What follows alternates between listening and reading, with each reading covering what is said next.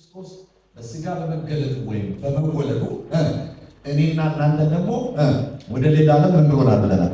ወደ ራሱ ዓለም እንሮናል ወንዶናል። እሱ ወደ እኛ ዓለም ተወልዶ እኛን ወደ ራሱ፣ እሱ ወደ ቆሻሻ ዓለም ተወልዶ እኛን ወደ ንጹሕ ዓለም፣ እሱ ወደ ኃጢአተኛ ዓለም ተወልዶ እኛን ወደ ጽድቅ ዓለም፣ ወደ መሸነፍ ወደ ጨለማ ዓለም ወልዶ ወደ ብርሃን ዓለም እንሮናል ወልዶ ሶዬ ከሆነ ምንም እንኳን በዚህ ዓለም ብንኖር የእኛን ነገር የሚወስን ይህ ዓለም አይደለም። የገባንበት የተወለድንበት የእግዚአብሔር ዓለም ነው። የእኛን ምን ያደርግኛል? እኔ ሾርት ሳሳጥረው መልቱ ማለት ነው መወሰን የሚችል አሁን ያለንበት ዓለም። ስለዚህ በዚህ ዓለም ስለምትኖሩ ይህ ዓለም እንደሚወስንባችሁ ጤናችሁ፣ መንፈሳዊታችሁ፣ ኢኮኖሚያችሁ፣ እዚህ ነገራችሁ በቃ አገር እንደሚሆነው ልንሆን አይደለም። ጌታ ይቀራል። አገር እንደሚሆነው ሆናለሁ፣ አገር እንደሚሆነው ልኖር አልነበረም። እግዚአብሔር የጠራው እስራኤል ከግብፅ ምድር መጨረሻ እግዚአብሔር ሲጠራ በእስራኤል ላይ የፈለገውን የሚያደርግ የነበረ ግብፅና ፈርዖን እግዚአብሔር ሲጠራው ግን ፈርዖን የፈለገውን ማድረግ አቆመ። ለምን? ማን ስለጠራ? አለቃ የፈለገው ያለ። ስለዚህ እግዚአብሔር የጠራው ሰው፣ እግዚአብሔር የጠራው ሕዝብ ሃሌሉያ የተጠራበት ዓለም የወጣበት ዓለም ከዛ በኋላ ምንም ማድረግ አይችልም። ስንቶቻችሁ በክርስቶስ ኢየሱስ ከዓለም ተጠርቻለሁ ብሎ ከዚህ ዓለም ተጠርቻለሁ ብሎ ቤተክርስቲያን ማለት ነው። ኤክሌሽያ ማለት ምን ማለት ነው? ከሆነ ዓለም ከሆነ ሕዝብ ተለይቶ ምን ያለ የወጣ የተለየ ማለት ሰው ከዛ በኋላ የነበረበት ዓለም የነበርኩበት ዓለም እኔን አይወስነኝም። ከዚህ በኋላ ከሱ ራዳርና ቁጥጥሩ ወጥቻለሁ። አሁን በእኔ ላይ ሙሉ ስልጣን ያለው የኔ ነገር የሚወስን የገባሁበት ዓለም ነው። እሱ ደግሞ ኢየሱስ ንጉሥ የሆነበት የጽድቅ ዓለም፣ የኃይል ዓለም፣ የክብር ዓለም አሜን በሉ እስኪ የስ የጸጋ ዓለም የጥበብ ዓለም ውስጥ ያለው ሰው ይህ ዓለም በፍጹም አይወስንብኝም። አይወስንም። ኦኬ። ስለዚህ ነገር ግን ይህ ዓለም እንደሚወስንብን እኔ ምልህን እኛ በምንኖረው በተለመደው ነገር እንድንሄድ፣ ነገር ግን እኛን የሚዋጋን ባላጋራችን ዲያብሎስ ይባላል። መልሶ አሁንም ሊያረግ የሚፈልግ ማለት ነው። ሊወስንብን የሚፈልግ ማለት ነው። መጽሐፍ ቅዱስ እንደዚህ ነው። ባላጋራችሁ ዲያብሎስ።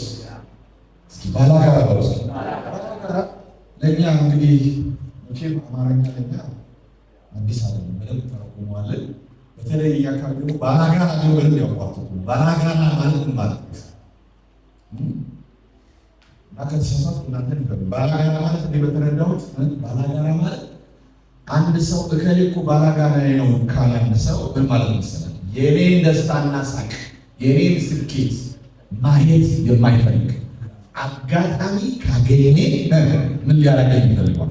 ሊያጠፋኝ ይፈልግ፣ ሊያስቆመኝ ይፈልግ ማለት። ስለዚህ አንድ ሰው ቀላል አለ ወደዚህ በተለይ ወደ ሰሜን አካባቢ ወደዚህ ወደ ስኬቱ ባላጋራዬ ነው ካለ እዚህ አካባቢ ሰው አለቀ በቃ ባላጋራዬ ነው እሱ ባላጋራዬ ናት ካለ አለቀ።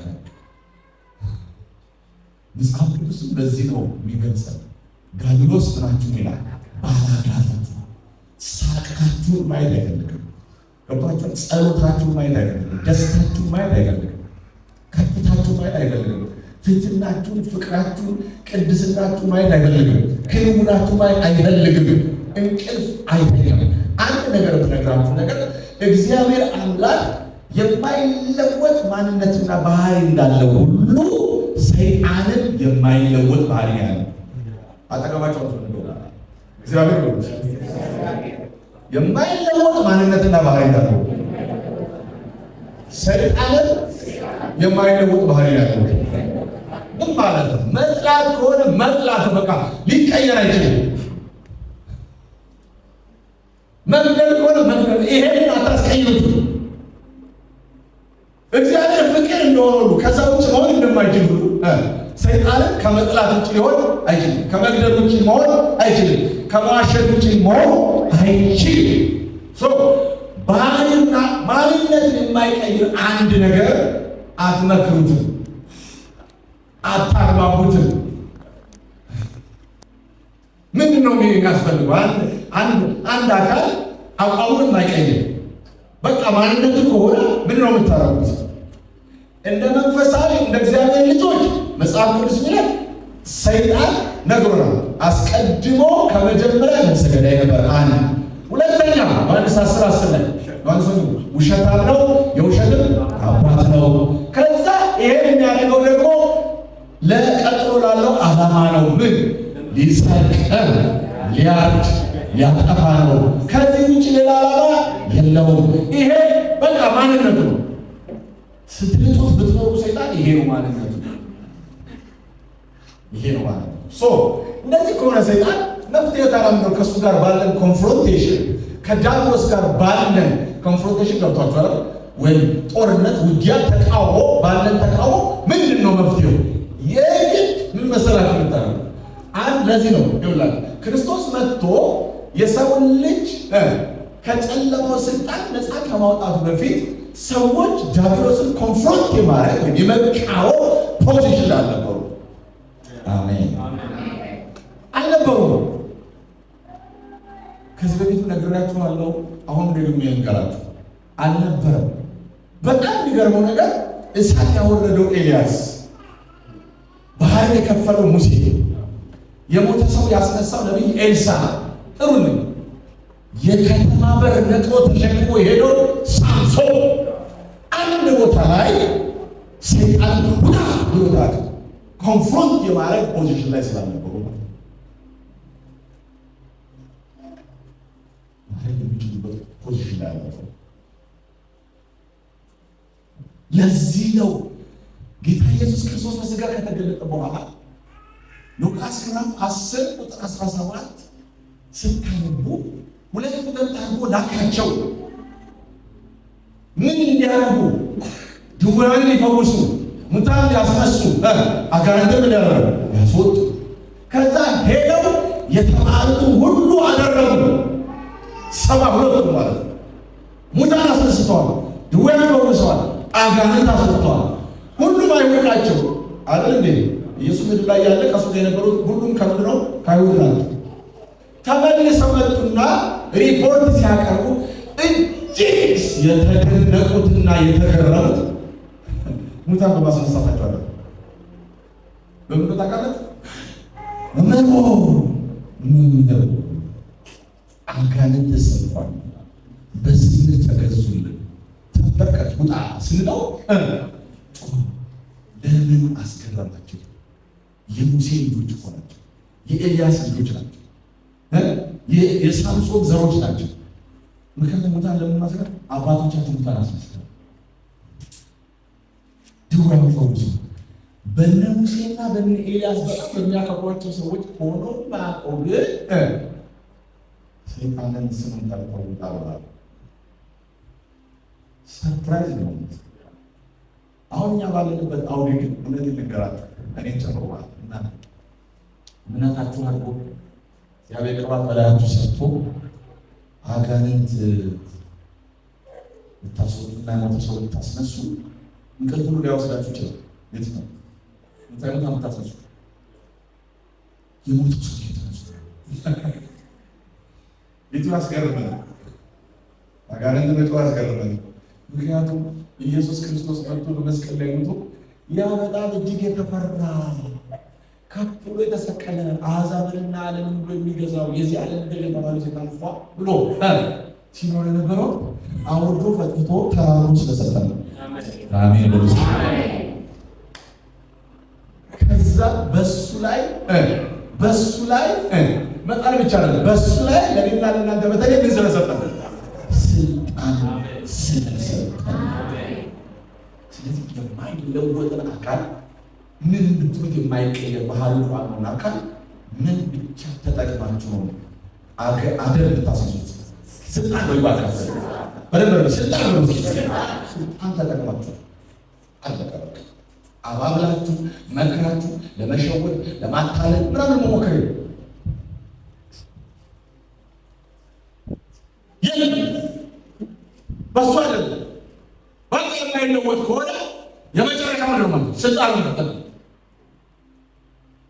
አይለወጥም ነግሮናል ኢየሱስ ክርስቶስ። ሊገድል ሊያስዋሻችሁ፣ ዝሙትን ያሰራችሁ፣ ሊያስፈራራችሁ፣ ሊገድላችሁ፣ ከእግዚአብሔር ሊለያችሁ፣ ኃጢአት ሊያሰራችሁ፣ ዓለም ውስጥ ሊከታችሁ እናንተን የሚታገል ማንም አይደለም፣ ዲያብሎስ። አንዱ ዲሲል የሚያደርገው ሰይጣን እሱ ነው። እንደዛ ስታረጉ እኔ አይደለሁም ይላችኋል። እኔ አይደለሁም ወይም እኔ ነኝ አይደለም ብሎ የሚጀምረው። ግን ዛሬ ልንገራችሁ፣ መጽሐፍ ቅዱስ የሚለው እውነት ልንገራችሁ፣ የየትኛው አይነት ክፋት፣ አመፅ፣ ኃጢአት፣ ሞት፣ ለቅሶ፣ ሐዘን ሶርሱ ባለቤቱ ዛሬ ላስተዋወቃችሁ ዲያብሎስ ይባላል፣ ሰይጣን ይባላል። የሕይወት፣ የክብር፣ የመታዘዝ፣ የቅንነት፣ የዋህነት፣ እግዚአብሔርን የማመን የፍቅር ሶርሱ ሰው አይደለም፣ ሰይጣን ማለት ማን ይባላል? አሁን እንደዚህ አይነት ፖዚሽን ላይ የምትቆሙ ሰው እኮ የተቸገረውን ታውቃለህ። ክፉም ሲያስብ እኔ ነኝ ያሰብኩት ይላል። ደግሞ መልካም ደግሞ ሲያስብ ሲያደርግ ደግሞ እኔ ነኝ ይላል። መጨረሻ ማጠፊያው ያጠፋዋል። ምን ያጠፋዋል አልኳችሁ? እኔ ነኝ ካላችሁ ማጠፊያው እንደናታችሁ። ሰው ለየትኛውም ነገር ሶርስ አይደለም። የክፉም ሶርስ አይደለም፣ የመጥፎም ሶርስ አይደለም።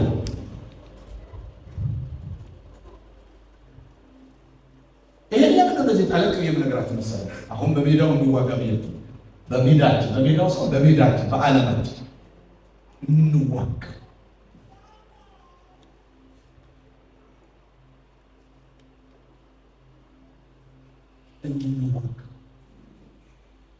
ዛሬ እዚህ ተቀምጣችሁ በመጣላችሁ ቃልና በተመላለሰው በሚንቀሳቀሰው እግዚአብሔር መንፈስ ያገኛችሁትን ደስታ፣ ያገኛችሁትን ሰላም፣ ያገኛችሁትን መመለስ ሳገርቷችኋል።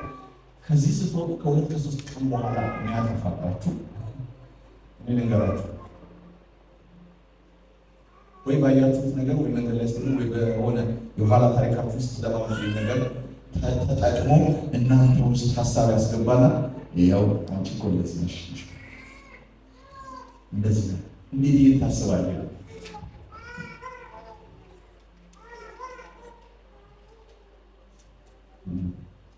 ከዛ እናንተ አሁን ምን አይነት የማረባ ሰው ነኝ አሁን እዛ እንደዚህ ስቆይቼ እንደዚህ አይነት ነገር አስባለሁ